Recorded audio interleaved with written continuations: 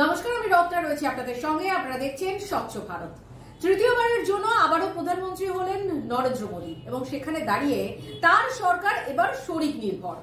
যেটা ভেবেছিল চীন ও পাকিস্তান যে প্রধানমন্ত্রী আর হতে পারবে না নরেন্দ্র মোদী এবং তার একেবারে এনডিএ একেবারে ভেঙে টুকরো টুকরো হয়ে যাবে এবং তাদের জয় জয়কার হবে ইন্ডি জোট যদি ক্ষমতায় আসে। সেখানে দাঁড়িয়ে পাকিস্তান একটু স্পেস পাবে এবং চীন একটু স্পেস পাবে, সেটা কিন্তু ভেবেছিল এবং সেই অনুযায়ী চীন প্রচুর অর্থ নিয়োগ করেছিল। বিদেশি অর্থ প্রচুর পরিমাণে এসছে, যেখানে জর্জ সোরস থেকে শুরু করে আরো অন্যান্যরা তারা কিন্তু টাকা ঢেলেছে এই নরেন্দ্র মোদীর সরকারকে দুর্বল করে দেওয়া, এমনকি হারিয়ে দেওয়ার জন্য। তারা চেষ্টা করেছিল যাতে নরেন্দ্র মোদী আর তৃতীয়বারের জন্য ক্ষমতায় না আসে এবং সেখানে দাঁড়িয়ে পাকিস্তানও আশার আলো দেখেছিল যে এখানে যদি ইন্ডি জোটের সরকার আসে তাহলে তাদের যে ভাইজানরা রয়েছে, তাদের মুসলিম ভাইরা, তারা কিন্তু অনেকটাই বেশি তাদের সঙ্গে মুসলিম ভাইদের যে সম্পর্ক সেটা অনেকটা বেশি গাঢ় হবে। এবং আমরা দেখেছি যে প্রচুর মুসলিম ভোট কিন্তু বিজেপি পায়নি, তাদের ভোটটা কিন্তু একত্রিত হয়ে চলে গেছে ইন্ডি জোটের দিকে, এটা অস্বীকার করার জায়গা নেই। কিন্তু প্রধানমন্ত্রী নরেন্দ্র মোদী তিনি কি চান, তিনি যেটা চান তিনি তার নিজের সেই আগের মেজাজটাই ধরে রেখেছেন, যেখানে দেখা যাচ্ছে যে শরিক দল রয়েছে, এতগুলো শরিক দল, সেখানে অনেক কিছু মনোমালিন্য হতে পারে। সেখানে দাঁড়িয়ে প্রধানমন্ত্রীর যে স্ট্যান্ড পয়েন্ট যে চীন এবং পাকিস্তানকে কোনো সুবিধা দেওয়া যাবে না, একটু হলেও কোনো স্পেস দেওয়া যাবে না, তিনি কিন্তু সেটাই করলেন। তৃতীয়বারের জন্য ক্ষমতায় আসার পর তিনি যখন 9 তারিখে শপথ গ্রহণ করছেন, সেই শপথ গ্রহণ অনুষ্ঠানে আমন্ত্রণ পত্র পাঠানো হলো না পাকিস্তান এবং চীনকে, বহু দেশকে পাঠানো হয়েছে। 100টার মতন দেশকে নিমন্ত্রণ পত্র পাঠানো হয়েছে যে এই অনুষ্ঠানে উপস্থিত থাকার জন্য। সেখানে দাঁড়িয়ে চীন এবং পাকিস্তানের গালে দুটো ঠাসিয়ে চড় মারল এবং যেটা করেছিল ঠিক 2019 সালে, 19 সালেও তাদেরকে নিমন্ত্রণ পত্র পাঠানো হয়নি। এবং আমরা দেখতে পাচ্ছি গত মাসে যখন লাইচিং তাইওয়ানের প্রেসিডেন্ট নির্বাচিত হন, তারপর তিনি তার এক্স হ্যান্ডেলে লেখেন, ভারতের উদ্দেশ্যে লেখেন যে দ্রুত গতিতে তাইওয়ান ভারত অংশীদার বাড়ছে, ভারত প্রশান্ত মহাসাগরীয় অঞ্চলে শান্তি ও উন্নয়ন বৃদ্ধিতে ব্যবসা বাণিজ্য প্রযুক্তি ও অন্যান্য ক্ষেত্রে যৌথ উদ্যোগে কাজ করতে চাই আমরা। এবং তার পাল্টা প্রধানমন্ত্রী নরেন্দ্র মোদী লিখেছিলেন যে দু দেশই উপকৃত হয় এমন অর্থনৈতিক ও প্রযুক্তি বিষয়ক যুগ্ম প্রয়াস করতে আগ্রহী ভারতও। আর এই সমস্ত কথোপকথনে প্রচন্ড পরিমাণে চটে যায় চীন। চীন সঙ্গে সঙ্গে চীনের যে বিদেশ মন্ত্রকের মুখপাত্র রয়েছেন মাও নিং, তিনি ক্ষোভ প্রকাশ করে লিখেছেন যে তাইওয়ান অঞ্চলের কোনো প্রেসিডেন্ট নেই, অর্থাৎ তাইওয়ানকে তারা কোনো একটি দেশ হিসেবে মানেই না।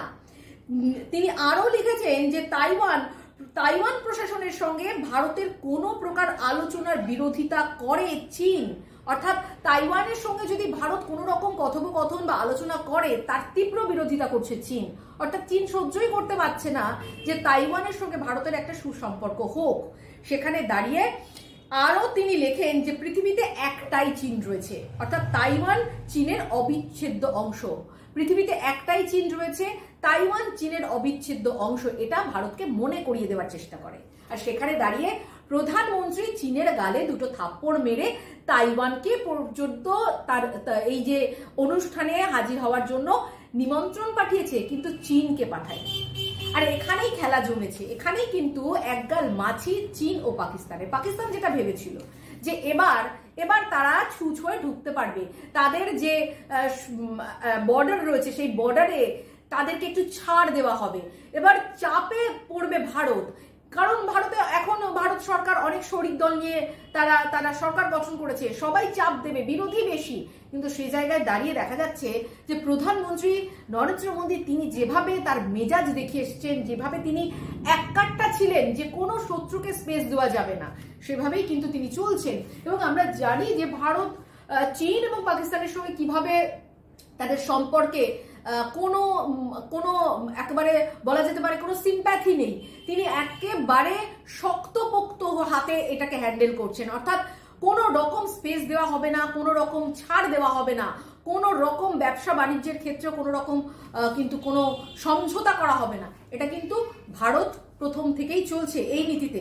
সেখানে দাঁড়িয়ে ভারত যাদের যাদের নিমন্ত্রণ করেছেন তাদের মধ্যে শ্রীলঙ্কার প্রেসিডেন্ট রনিল বিক্রম সিংঘেকে নিমন্ত্রণ পত্র পাঠানো হয়েছে, বাংলাদেশের প্রধানমন্ত্রী শেখ হাসিনাকে নিমন্ত্রণ পত্র পাঠানো হয়েছে, নেপালের প্রধানমন্ত্রী পুষ্পকমল দাহালকে নিমন্ত্রণ পত্র পাঠানো হয়েছে, ভুটানের রাজা জিগমে ওয়াংচুককে নিমন্ত্রণ পত্র পাঠানো হয়েছে, মরিশাসের প্রধানমন্ত্রী প্রবীন্দ জগন্নাথকে নিমন্ত্রণ পত্র পাঠানো হয়েছে, মালদ্বীপের প্রেসিডেন্ট, যে মালদ্বীপ নিয়ে এত রকমের বিতর্ক, যে মালদ্বীপ একেবারে বলা যেতে পারে এই যে মোহাম্মদ মইজু তিনি কিন্তু চীনের কথায় উঠে বসে তিনি ভারতকে কিভাবে অপমান করেছেন। ভারতের সৈন্য সেখান থেকে সরিয়ে নিয়ে যেতে হয়েছে, ভারতীয়দের সেখান থেকে সরে আসতে হয়েছে এবং সেখানে দাঁড়িয়ে ইন্ডিয়া আউট স্লোগান দেওয়া হয়েছিল। ইন্ডিয়া কত উপকার করেছে, ভারত কত উপকার করেছে মালদ্বীপকে, সেখানে দাঁড়িয়ে মালদ্বীপ কিভাবে ভারতকে অপমান করেছে, বারবার ভারতকে অপমান করেছে, অথচ বারবার ভারতের কাছ থেকে সুবিধা নিয়েছে। কিন্তু সেই জায়গায় দাঁড়িয়ে ভারত সরকার সেখানে কিন্তু মোহাম্মদ মইজুকে নিমন্ত্রণ করলেন, অথচ চীনকে করলেন না, পাকিস্তানকে করলেন না। এ থেকেই বোঝা যাচ্ছে যে কত শক্ত হাতে নরেন্দ্র মোদী এবারের সরকারকেও কিন্তু এই বিদেশ নীতির ক্ষেত্রে, বিদেশি শত্রুদের মোকাবিলার ক্ষেত্রে তিনি শক্ত হাতে মোকাবিলা করবেন।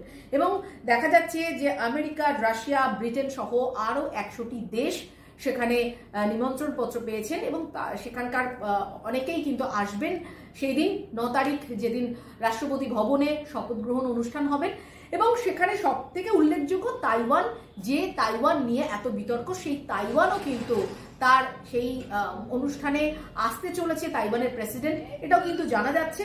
এবং সর্বোপরি প্রধানমন্ত্রীর এই পদক্ষেপ কিন্তু আবারও একটা বার্তা দিল যে কোনো রকম সমঝোতা নয় চীন এবং পাকিস্তানের সঙ্গে, এবং যে তাদের যে ইন্ডি জোট যেভাবে লাফাচ্ছিল যে এবার হয়তো পাকিস্তানে গিয়ে তারা নৈশভোজ করবে, চীনে গিয়ে তারা নৈশভোজ করবে, সেই কিন্তু সেটা সেগুড়ে বালি হলো। ফলে আমরা দেখব যে নরেন্দ্র মোদী এই 5 বছর তার যে নীতি রয়েছে সেই নীতিতে তিনি কতটা এই নীতিকে শক্তভাবে মোকাবিলা করেন এবং আগামী আবারও 5 বছরের জন্য এই শত্রুদের অপেক্ষা করতে হবে এবং তাদের এটা নিশ্চিত যে এই 5 বছর তাদের লম্পঝম্প কিন্তু প্রধানমন্ত্রী নরেন্দ্র মোদী একেবারে কেটে দিলেন। লম্পঝম্পের যে লাইন, সেই লাইনটা কিন্তু কেটে দিলেন। আজ এই পর্যন্তই। পরবর্তী খবরের জন্য